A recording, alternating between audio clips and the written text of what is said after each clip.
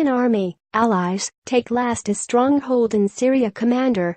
Beirut, Reuters. Syria's army and its allies, spearheaded by Lebanon's Hezbollah, captured Islamic State's last stronghold in Syria on Wednesday, a commander in the alliance said, bringing the self-declared caliphate close to complete downfall. The last stronghold of Daesh, Islamic State, Abu Kamal, is free of the Daesh organization, said the commander in the military alliance supporting Syrian President Bashar al-Assad. Islamic State has been all but destroyed over the past 2 years. At the height of its power in 2015, it ruled an expansive Iraq and Syria, eradicating the border, printing money, imposing draconian laws and plotting attacks across the world.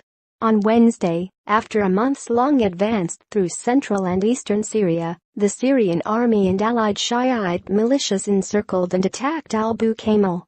Hezbollah was the foundation in the Battle of Abu Kamal, said the commander, adding that hundreds of the elite forces of the Iran-backed Shiite group took part in the battle. Syrian state television declared Abu Kamal is liberated. But a war monitor, the Britain-based Syrian Observatory for Human Rights, said it was not true, that Abu Kamal was taken, and there was still fighting in the area. Abu Kamal is located on the border with Iraq on the bank of the Euphrates.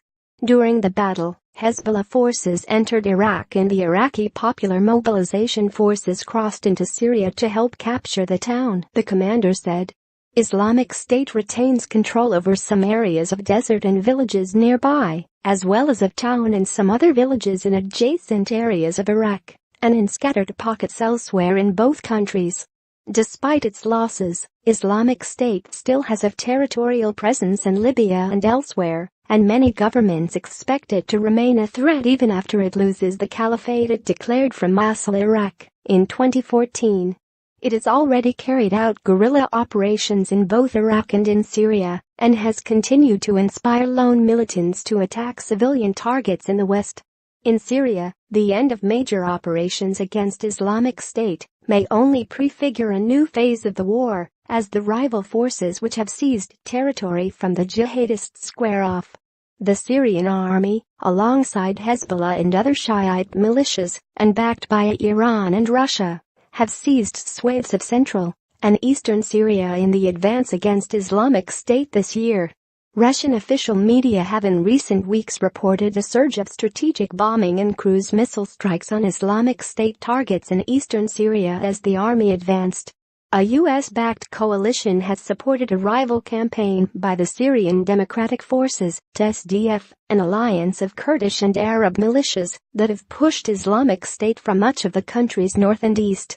The Syrian government has sworn to recapture territory held by the SDF, including Islamic State's former capital Raqqa and oil and gas fields east of the Euphrates. In areas controlled by the SDF in northern Syria, Kurdish-led groups have established autonomy, announcing elections and setting internal policies. On Tuesday, Bathana Shabin, a senior advisor to Assad, described the U.S. forces aiding the SDF as illegal invaders. Washington has not spelled out how its military support for the SDF would evolve after Islamic State's defeat. Shabin also pointed, in a television interview, to the example of Iraq, where the government retaliated against an autonomous Kurdish region after it held an independence referendum. Iraqi military officials say small groups of Islamic State militants are still entrenched in the town of Rawa and the border desert strip with Syria. Scattered villages near Al-Qaim, close to Abu Kamal, are still under militant control in an area called Ramana. The Iraqi Popular Mobilization Forces, PMF, an alliance of militias, earlier on Wednesday, denied it had crossed the Syrian border and was attacking Abu Kamal.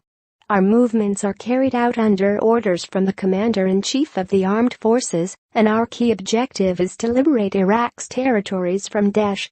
We have no orders to cross the borders, PMF spokesman Ahmed al-Asadi said. Reporting by Lila Bassam, Angus McDowell and Sarah Dadich in Beirut, Ahmed Rashid in Baghdad and Raya Jalabi in Erbil. Editing by Robin Pomeroy.